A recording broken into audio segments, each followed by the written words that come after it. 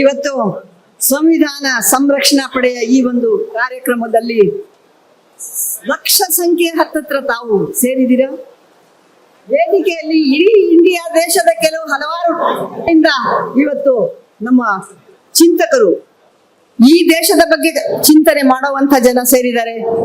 ಇಷ್ಟು ಜನಗಳನ್ನ ಸೇರಿಸಿದಂತ ಎದ್ದೇಳು ಭಾರತ ಆಗಿರಬಹುದು, ಬೇರೆ ಬೇರೆ ಸಂಘಟನೆಗಳು, ನಮ್ಮ ಸಂಘಟನೆಗಳು ಹೆಮ್ಮೆ ಪಡುವಂತ ರೀತಿಯಲ್ಲಿ ಕೋಮು ಸೌಹಾರ್ದ ವೇದಿಕೆ ಮತ್ತು ಪ್ರತಿಯೊಂದು ರೈತ ಸಂಘಟನೆಗಳು, ದಲಿತ ಸಂಘಟನೆಗಳು ಖುಷಿಯಿಂದ ಇದರಲ್ಲಿ ಭಾಗವಹಿಸಿದ್ದು, ಇದು ನಾವೆಲ್ಲರೂ ಕೂಡ ಆಲೋಚನೆ ಮಾಡುವಂತ, ಚಿಂತನೆಗೆ ತೊಡಗಿಸುವಂತ ಈ ಸಭೆ. ಇದರ ಎಲ್ಲರೂ ಮಾತಾಡಿದ್ರ ಉದ್ದೇಶ ಇಷ್ಟೇ.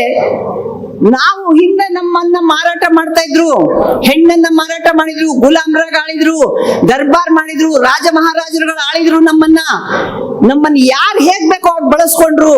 ಮನುವಾದ ಇತ್ತು. ಅದೆಲ್ಲವನ್ನ ಬಿಟ್ಟು ಅದರಿಂದ ಹೊರಗಡೆ ಬಂದು ನಮ್ಮ ಗುಲಾಮ್ಗಿರ್ ಬ್ರಿಟಿಷರ್ ಆಳಿದ್ರು, ಸುಲ್ತಾನ್ ಆಳಿದ್ರು, ಎಲ್ರು ಆಯ್ತು.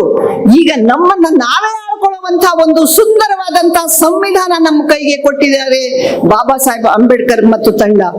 ಅಂತ ಒಂದು ಸಂವಿಧಾನವನ್ನ ನಾವು ಇವತ್ತು ಉಳಿಸ್ಕೊಳ್ಳೋದಕ್ಕೆ ಹೋರಾಡಬೇಕಾಗಿದೆ ಅನ್ನೋ ಮಾತು ಬಹಳ ಮುಖ್ಯ. ಆದ್ರಿಂದ ನಾವು ಈ ಸಂವಿಧಾನವನ್ನ ಕಾಪಾಡ್ಕೊಂಡ್ರೆ ಅದು ನಮ್ಮನ್ನ ಕಾಪಾಡತ್ತೆ. ಅಲ್ಲಿದ್ರೆ ನಾವು ಮತ್ತೆ ಅದೇ ಗುಲಾಮ್ಗಿರಿಗೆ ಬೀಳ್ತೀವಿ. ಆದ್ರಿಂದ ನಾವೆಲ್ಲರೂ ಒಂದಾಗ್ಬೇಕು ಅನ್ನೋ ಕಾರಣದಿಂದ ಇಷ್ಟು ಜನಗಳನ್ನ ಸೇರಿಸಿ, ಇಷ್ಟೆಲ್ಲ ತಿಂಗಳಾನ್ಗಟ್ಟೆ ಶ್ರಮ ಪಟ್ಟು ಅವ್ರು ಸೇರಿಸಿದ್ದಾರೆ. ನಾವು ಅದಕ್ಕೆ ಬೆಲೆ ತೆರಬೇಕಾಗಿದೆ. ನಾವು ಕೂಡ ಬೆವರು ಸುರಿಸ್ಬೇಕಾಗಿದೆ. ನಾವು ಕೂಡ ಯಾವುದೇ ಒಂದು ರೀತಿಯಲ್ಲಿ ಸಹಕಾರ ಕೊಟ್ಟು ಈ ರಥವನ್ನ ಮುಂದೆಳಿಲೇಬೇಕಾಗಿದೆ. ಇದು ನಮ್ಮನ್ನ ಖಂಡಿತವಾಗಿಯೂ ಕಾಪಾಡುತ್ತೆ ಅನ್ನೋದೇ ಇದ್ರ ಉದ್ದೇಶ ಆಗಿದೆ.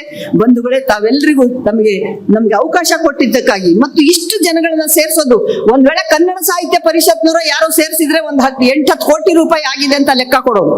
ಯಾಕೆಂದ್ರೆ ಅವರು ಸುಳ್ಳಿನಲ್ಲೇ ಇವತ್ತು ಮುಳುಗಿದ್ದಾರೆ.